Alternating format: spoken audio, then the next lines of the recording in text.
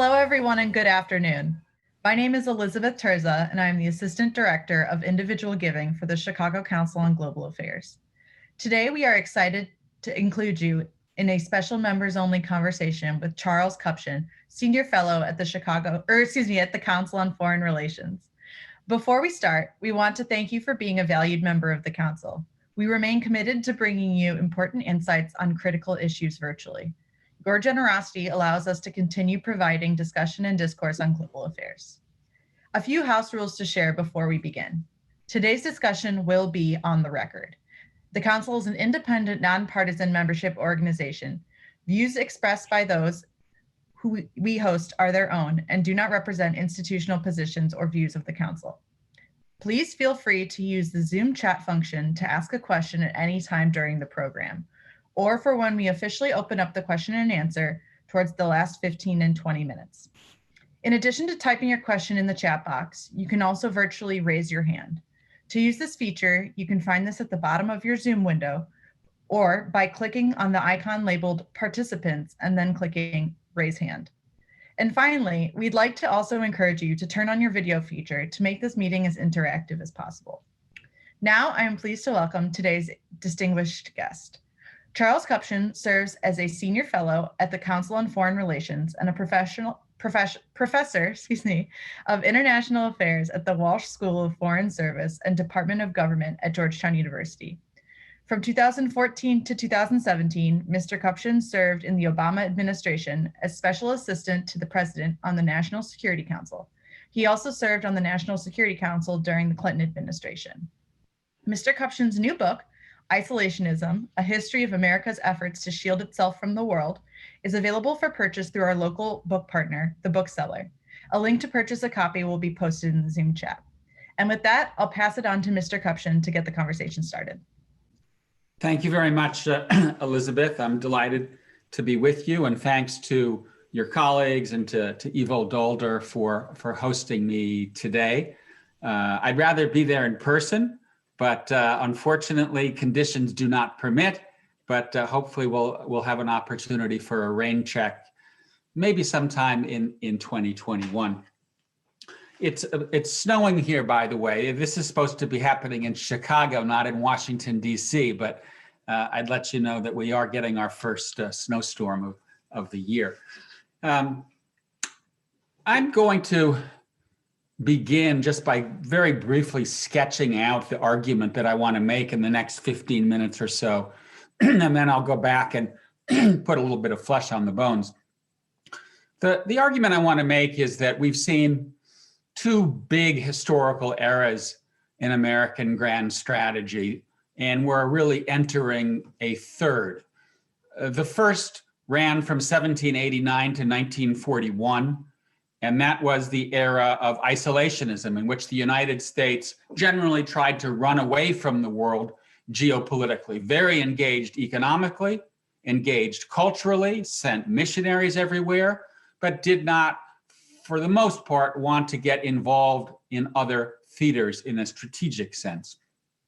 From 1941 until 2017 was the era of liberal internationalism, in which the United States attempted to run the world and felt that it needed to be engaged on a global basis with troops all over the place in just about every theater. And that era, in my mind, really came to an end when President Trump took office and declared America First, going back to the America First Committee of 1941. And this really, in my mind, is not so much a bolt from the blue as it is a return to an earlier era in American foreign policy, that is to say, the pre-1941 era. And I think the challenge for Mr. Biden as he prepares to take office is to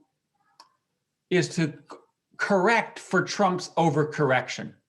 That is to say that, yes, I think Trump tapped into discontent in the American electorate with American foreign policy, some of it revealed in the Chicago Council's recent public opinion survey, but he went way too far. And I want to sketch out for you those aspects of Trump's foreign policy which I think Biden needs to correct, those which I think he should continue, and really try to map out an American grand strategy that finally finds the middle ground between doing too little, which is where we were before 41, doing too much, excuse me, which is where we've been for the last couple of decades, and finding that stable equilibrium that puts our foreign policy back into sync with our political will. So I started thinking about writing a book, A History of American Isolationism, in the 90s, when I began to see American coverage of foreign affairs in the press fall off a cliff, when I was working in the White House and I saw President Clinton very reluctant to engage in the Balkans. And so I thought, maybe the robust internationalism of the Cold War era could be the aberration and not the rule. Then we had 9/11, and everybody's riveted again on foreign policy. But not too long after that, because of the wars in Afghanistan and Iraq not going too well, you see the return of this inward turn. You see an American discontent with what many people feel has been strategic overreach. And it was in reaction to those wars that I began to say, you know what, I think I need to go ahead and write this book. And I started to read a lot about American foreign policy prior to Pearl Harbor, because I didn't know much about it. And I felt that the story needed to be told. Americans need to know a lot more about their country pre-1941, instead of what most of us know, which is our country post-1941. And I have to say that to some extent, my head exploded when I went back and read that history, because the country that I was reading about was in many respects unrecognizable. And let me quickly summarize for you the main features of American grand strategy from the founding era, really through 1941. First, it was in 1796 with Washington's farewell address when the first president of the United States said unequivocally, the great rule of conduct for us should be commercial connections with everyone, political connections with no one. And the United States followed Washington's advice and spent most of the 19th century easing European powers out of the Western Hemisphere, expanding across North America, in some cases ruthlessly, but going no further, not going beyond the Pacific. And there were debates, many debates in the 19th century about moving into the Caribbean, Latin America, the Pacific. All of them were swatted down. And American foreign policy during this period was basically unilateralist. The United States wanted to preserve its freedom of action. It was isolationist. In 1793, before the farewell address, Washington reneged on the alliance that he had formed with France in 1778, basically saying, we do not want to engage in wars outside our immediate neighborhood. It was protectionist. The United States protected its northern industries right through the 19th into the 20th century. And it was nativist, racist. One of the reasons that the United States did not expand abroad is that it did not want to include in the body politic people that were not white and that were not Christian. And in many respects, the expansion of the United States across the West, through the Western frontier over to the Pacific coast, tracked in step with the expansion of white settlement. There were two runs, one in 1898 and 1917, to overturn this grand strategy of geopolitical detachment. Both largely failed. McKinley tried in 1898 with the Spanish-American War to take manifest destiny abroad, but the United States turned into an empire, not only kicking the Spanish out of Cuba, but occupying militarily Cuba, Puerto Rico, the Philippines, Hawaii, Guam, Samoa, and the Wake Islands. And Americans said, what the hell's going on here? We were told that we were taking manifest destiny abroad, and now we're an empire. And so they rejected this. The anti-imperial movement was born. Woodrow Wilson comes along, and he tries an idealist brand of internationalism, which also does not fly. The country turns against World War I despite victory in that war, and Wilson fails to pass the League of Nations through the Senate. He then takes the liberal internationalism, idealism to the American public in 1920. He sees James Cox, the Democratic nominee, as the inheritor of the liberal tradition, of an internationalist tradition. The Republican candidate, Senator Warren Harding, basically says, make my day. I stand for the policies of George Washington. I am against entangling alliances.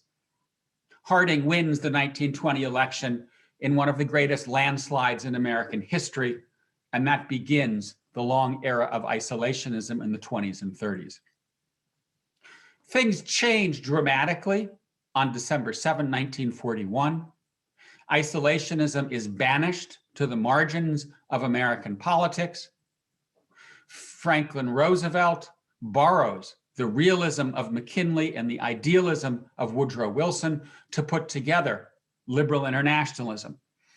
And in doing so, he forms a bipartisan compact between Republicans, who up till that point were unilateralists, but more internationalist, Democrats, who were multilateralists, but uncomfortable with the projection of power going back to 1898. And the Liberal International Compact was about the projection of American power through partnership, through multilateral institutions. And that gave birth to American grand strategy that we're all familiar with, which ruled the roost from the Roosevelt administration right through Barack Obama. We then have Donald Trump come in, and on his first minute, literally his first minute in office, in his inaugural address, he says, it's America first. And in saying so, he went back to 1940, the America First Committee that formed to block Franklin Roosevelt from entering World War II. And keep in mind that Roosevelt was in the isolationist mainstream. He did not take the country to war. Japan brought the war to the country. And so the isolationist consensus was cracked really because we were attacked, not because Roosevelt was able to convince Americans otherwise. In 1941, 80% of the American public opposed US entry into World War II. Anyway, Trump goes back to that. Many people see it as a bolt from the blue, but in many respects, it's not a bolt from the blue. Trump was tapping into this older tradition in American foreign policy. The isolationism, the unilateralism, the protectionism, the racism. Those in many respects are more enduring features of American grand strategy than the liberal internationalism that all of us came to know after 1941. What I think is happening now as Biden prepares to take office is something that would represent an effort to right the excesses of Trump's overcorrection. That is to say, I think Trump correctly tapped into discontent in the American public about whether American foreign policy and American policy more generally was working for average Americans. And I am not a Trump fan, but I think Trump had a certain political genius in his ability to use these older traditions in American foreign policy, the isolationism, the unilateralism, the protectionism, to ride a wave that almost got him reelected. 74 million votes is quite a few votes. So what I think we need to look for moving forward, what I think Biden will seek to do is fix some aspects of Trump's policies. Number one, the inability to deliver on fixing the American economy and fixing our democratic institutions. One of the places where Trump departed dramatically from the era prior to 1941 is in denigrating American Republican values. The United States did not grow abroad in search of monsters to destroy before 1941. I'm quoting here John Quincy Adams, but it did see itself as a model for the world, a city on a hill, an ideal which others would seek to emulate. That tradition was lost during the Trump era, and I think Biden will attempt to correct it. And second, even though Trump promised to deal with the internal discontent in the United States, he really failed to do so. And in many respects, I think Biden, at least for year 1 and 2, is going to be largely a domestic president, focused on taming the pandemic, reopening the economy, investing in infrastructure, worker retraining, green R&D. And that's because I think he senses what many of us sense, including myself, and that is that we have been through a near-death experience when it comes to American democracy. And we need not to turn our back on the Trump era, but to harvest lessons from the Trump era. And some important lessons, at least for me, are to make sure that we deal with the deeper discontent that we've seen in the American electorate as manifest through the populism and illiberalism of the last 4 years. A second area where I see Biden attempting to correct for Trump on day one is the unilateralism. Yes, it is an important part of American tradition.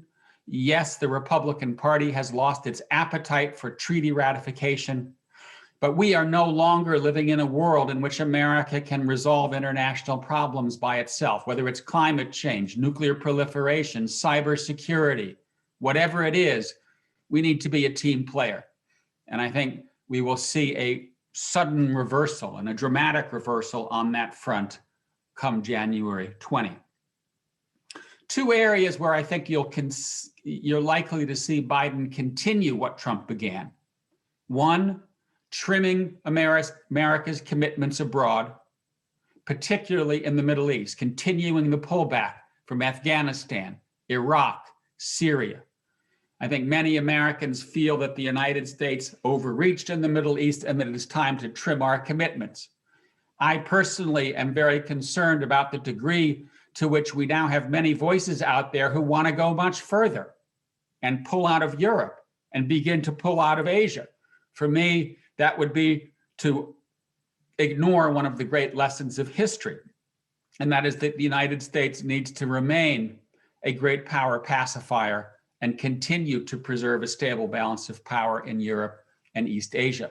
But to me, we do that by putting our foreign policy back into line with our political will, and that means avoiding land wars in the strategic periphery and wars of choice that distract us from the main focal point. Finally, I think Biden is likely to continue Trump's effort to put pressure on China, not just geopolitically, but economically. I think Biden will reverse some of the tariffs that Trump slapped on allies and attempt to build a coalition with like-minded countries to stand up to China, level the playing field, stop the intellectual property theft, get some supply lines repatriated, particularly in AI and semiconductors. I don't think decoupling is in the cards, but I do think it is time to get tough with China, in part because China's entry into the global economy is responsible for the loss of millions of jobs in the industrialized democracies, including in the United States. Reopening the industrial heartland is mostly about investment, mostly about innovation, mostly about retraining. But I also think that a smarter, tougher trade policy can also play a role. And I expect Biden to focus in that direction. But overall, I think what we'll see here is a president that is heavily focused on the domestic affairs of the country, and in many respects will go back to where we were prior to 1941, which is we need to get our own house in order. We need to develop our own economy. We need to put the prosperity and the security and the democracy of our own country first, because that's the best way to make sure that we have a sensible policy abroad. I will stop there and I look forward to the conversation. Well, thank you so much, Mr. Kupchan. That was a great presentation, and I'm really looking forward to see what questions come in. Just a reminder to our audience, you can either ask a question in the chat or to raise your hand. You can go to the bottom of your Zoom window and click the icon labeled participants and then click raise hand. So I'm taking a look now, and it looks like we have our first question that was directly chatted to me. So the question is, excuse me, what does a middle ground between isolationism and interventionism look like? How would that play out in terms of the greatest risks the United States faces today, such as Russia, the Middle East, etc.? For me, the kind of bumper sticker would be hold in the core, judicious retrenchment from the strategic periphery. And that largely means ending the land wars, giving up on trying to turn Afghanistan and Iraq into Ohio, keeping a residual force in the region to deal with counterterrorism and other threats that may emerge, but largely going offshore in the Middle East and in Africa. Because it seems to me that if we don't do that, we really do risk continuing to have an insolvent foreign policy that will not enjoy the support of the American public. My view is if we do trim our commitments and engage in a retrenchment from the periphery, we can sell Americans on continued engagement in the core areas. Coming back to the Chicago Council survey, strong support remains among Republicans and Democrats alike for alliances, for the American commitment to key partners in Europe and Asia. On the other hand, 3/4 of the American public wants us to get out of Afghanistan and Iraq. I think we need to listen to what our electorate is saying. Great. So our next question comes from Pankaj Shah. It's great to hear from you. So he asks, please talk of China. We've seen China in Hong Kong. And another kind of related question about China and Taiwan, and what do you think Biden plans to do where China is concerned? I mean, the rise of China is in many respects the big geopolitical issue of our time. My view is that the United States will, for the first time in its history, face a full-service peer competitor. And by that, I mean that I don't think the Soviet Union was ever a full-service peer competitor. It lagged behind from the very beginning on important indicators. In my mind, China will not only be the world's leading economy in a decade or so, but it will be a serious competitor on high tech, on science, on AI, and in that respect, we will be in something that looks like a bipolar world. Although I think it will operate much more like multipolarity in the sense that we're not going to go back to a world divided between two blocks. We're past that. The U.S. and China are way too integrated, and China with the rest of the global economy way too integrated.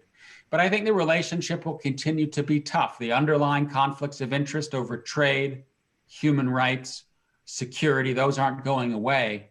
I do expect Biden to try to restart a serious strategic dialogue with China. Biden is a believer in diplomacy.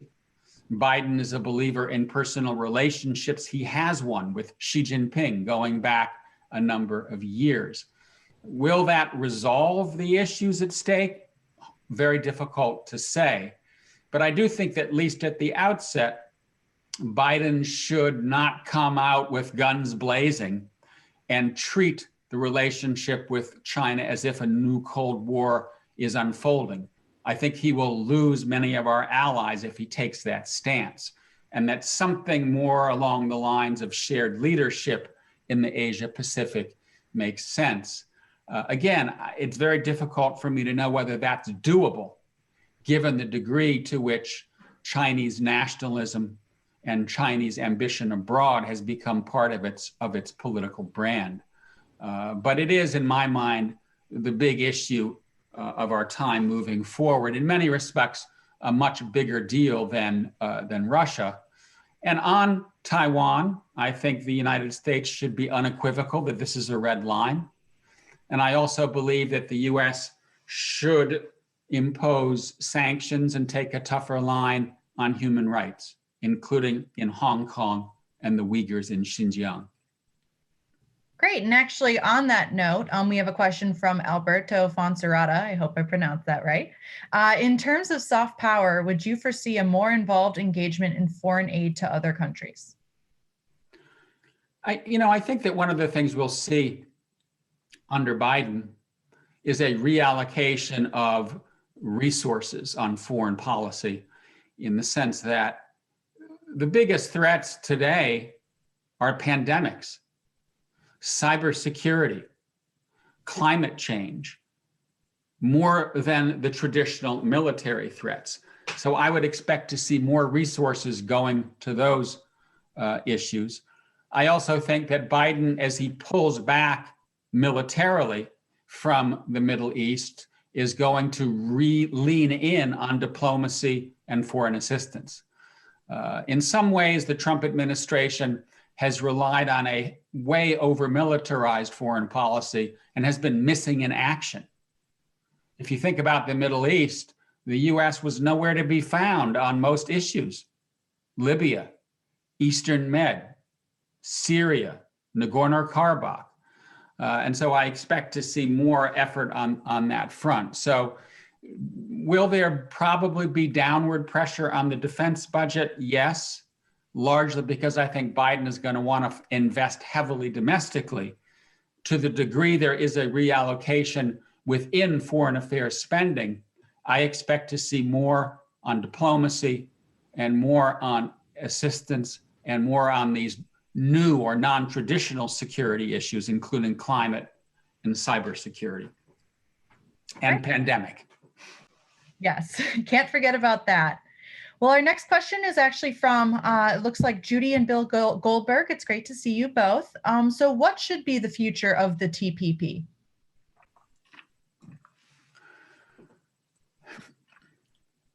I'm skeptical that we will see progress on free trade anytime soon. And that's because it has, to some extent, become a bit of a dirty word among Republicans and Democrats alike.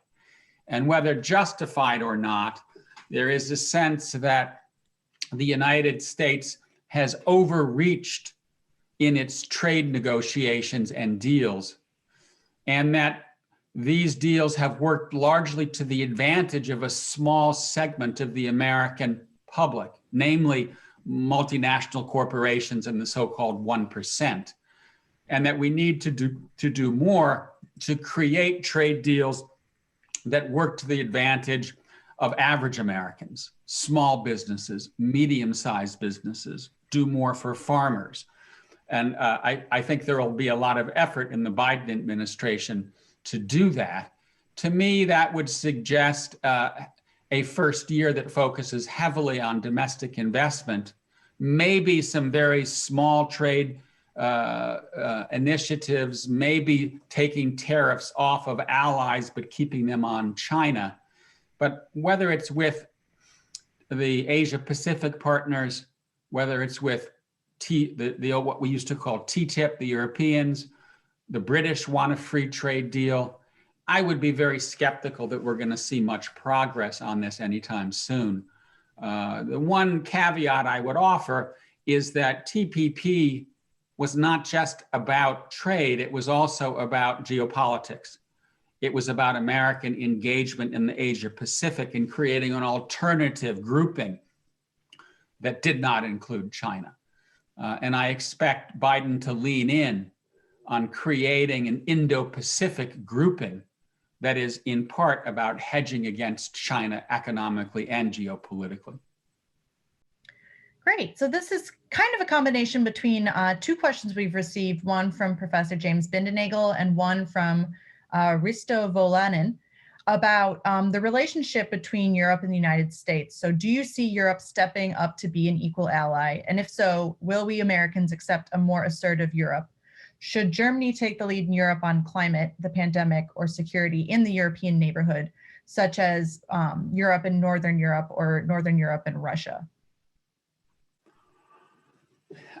I mean, it depends what we mean by an equal partner. I mean, no question in my mind that we need as strong a Europe as possible. And the stronger Europe becomes politically and geopolitically, the better it will be for the transatlantic relationship. I'm not one of those who thinks that if Europe develops more capability, that the United States is going to walk away. On the other hand, I think that Macron's calls for strategic autonomy, for resisting what he calls the US-China duopoly, for a Europe that is independent, those are nice aspirations, but they're not based in reality. And I would rather see Europeans talk about a European pillar that is a strong element in a transatlantic relationship rather than a standalone entity. And so I do think that the Atlantic relationship is poised for a rebound, but it will not be one in which Europe goes off on its own. It is one in which Europe incrementally moves forward politically and geopolitically, but hopefully in cooperation with the United States. One question I will throw out there, and maybe JD could comment on this because he knows Germany well, are our allies starting to get jittery about our political reliability? We've gone from Clinton to George W. to Obama to Trump to Biden. Who knows what's next? Our allies like Germany, our allies like Japan, South Korea, wondering how steady we are politically. I think every will be welcoming back Biden and delighted he's coming back to office. But I do wonder whether we may not see moving forward some hedging against the ability of allies to rely on the United States, simply because it's unclear where we are heading politically. Great. So our next question is from Franco Tornelli. Nice to see you, Franco. You allude to the Americans' public dissatisfaction with international engagement, alliances, political, commercial, and military, and treaties. My question is this innate, or is this a failure of leadership to explain the advantages and the inability to decouple from the world? If the latter, how does this get resolved? I think it is a combination of innate and situational. It is innate in that I did find when I was working on this book that there are aspects to American political culture that to some extent are baked in. They're part of our DNA. The isolationism stems in part from our fortunate geographic position. We have big oceans on either side and relatively benign small neighbors to the north and south. The founders recognized that, and they said, we should bank on that. We enjoy a natural security. Let's invest in it. Do flanking oceans provide less security than they used to? Yes, they do. But do they still provide us a sense of the ability to stay out of other people's hair, and they may stay out of our hair? Yes. So that temptation will always be there. I think the unilateralism is also baked in. The United States has been stiff-necked from the beginning. We have defined ourselves in terms of sovereignty and political and economic liberty. I would remind everyone that the League of Nations failed 3 times in the Senate, not because of isolationism, but because of unilateralism. Mainstream Republicans that voted against the League were internationalist, but they were unwilling to countenance an international council that would potentially hold sway over American decisions on war and peace. So these are part of the American experience. They are going away. They are not going away. I think the nativism that we've seen is stronger than, frankly, I thought it would be. The Black Lives Matter movement, where we are today, is an indicator of that. So part of it is part of the American experience. And then there are the situational factors. It is my judgment that the United States has overdone it. After the end of the Cold War, we thought that history was ending, to needle Frank Fukuyama. We opened the liberal West to much of Europe. We opened the WTO to China. We flung open the G7 to Russia. We started negotiating trade deals. Then we invaded Iraq and Afghanistan. And I think many Americans have said to themselves and to their elected leaders, it's enough already. Stop. What about us? We need to deal with problems in Arkansas, not in Afghanistan. And so in many respects, what we are living through experientially, the pandemic, the deindustrialization of the heartland, a sense that expansion abroad has come at the expense of liberty at home. These are all features that we've seen in American history, and they're coming back. And that's why the punchline in my book is, let's realize that there is this isolationist calling in the country. Let's get ahead of it. Let's shape a brand of engagement abroad that is sustainable, that is in keeping with American tradition and American will, because otherwise, I do fear that the isolationist voices could return. Great, great. So it looks like we have a few more questions. One from Tom Hansen. Hi, Tom. What would you like to see President Biden do with Iran? Well, maximal pressure hasn't worked very well. Pulling out of the Iran deal has enabled Iran to stockpile much more enriched uranium than they had under the deal. And Iran is now spinning high-end centrifuges through which they can much more quickly move to higher grade and even bomb grade uranium. I don't think that we can go back to the Iran deal verbatim. Things have changed. There are new elements that are afoot in the Middle East. But I do think that Biden is likely to go back to the negotiating table and find some way to get Iran's nuclear deal under wraps, because neither he nor Donald Trump want a war with Iran. And where we are today, watching Iran move closer to potential breakout is not a preferable position.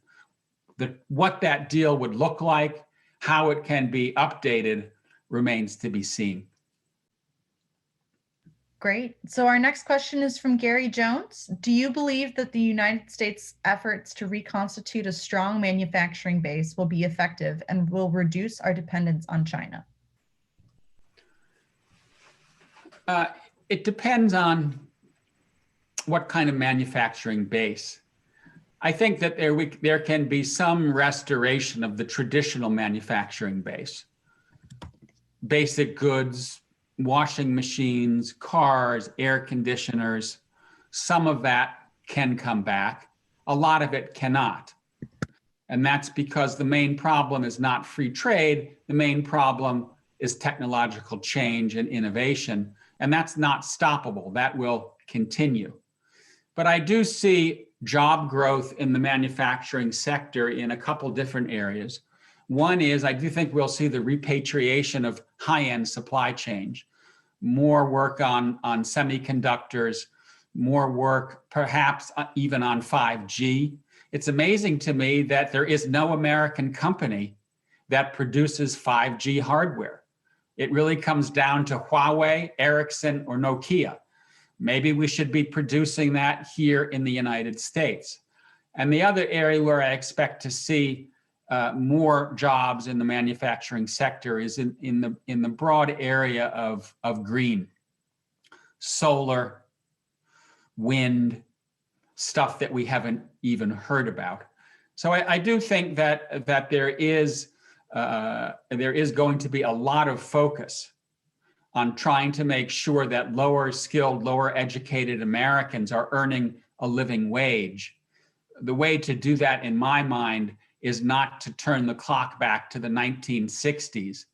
It's to find areas in the manufacturing sector and in the service economy and in the digital economy where these workers can be gainfully employed and earn the kind of wages that they deserve. Great. We probably have time for about one more question. So I saw one from a Dana Rosen. So beyond the Iran nuclear deal, Biden has also indicated he will extend the New START. What do you see by way of U.S. leadership in global nuclear reduction and non-proliferation? You know, I guess I'm going to answer the question in a sort of more generic way, and that is to say that it hasn't done us much good to just pull out of stuff. Whether you're talking about the INF Treaty or the Paris Agreement or the Iran deal or the WHO, and you say, are we better off now than we were before? I think the answer is always no. And so my rule of thumb when it comes to New START and the Iran nuclear deal and these other initiatives is, let's not bring them down. Let's keep them going, and then if we need to, improve them. So my advice to Biden on New START would be, you got to act quickly because this thing expires on, I think it's February 5th, if I'm not mistaken. And so let's just initial this baby. Let's not end up in a situation in which the Russians and we are forced to start spending even more money on warheads and experimentation. And okay, so does it need to be updated? Yeah. Does China need to be included in the conversation? Yeah. But rather than tearing the whole thing down and stand in the rubble, let's pocket what we have and build going forward. And I would use that same rule of thumb on the Iran deal, WHO, Paris.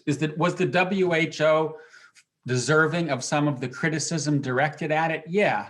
So what should you do? Not pull out, in which case you have no influence, but get in there and try to fix the problem. And so I think, in my mind, the most destructive part of the last 4 years in foreign policy is the end of America's role as the coalition builder of last resort, walking away from a globalized world at a time when globalization, climate, cybersecurity, nuclear weapons, extremist violence is something we cannot escape from. So we have to be a team player. Understood. And thank you so much for speaking with us today, Mr. Kupchan. Today's discussion was incredibly enlightening and informative. And thank you all for taking the time to join us today. Today's discussion marks our last members-only event of the year. And what a year it's been. I wanted to take this time again to thank you all for being members and supporters of the Council. We're grateful for each and every one of you, and we couldn't do what we do without you. We appreciate you tuning in and participating today, and we hope you will continue to engage with us virtually. Be on the lookout for some upcoming 2021 events. Happy holidays, everyone, and we look forward to seeing you all next year. Thank you, Elizabeth. Thanks to everyone for joining.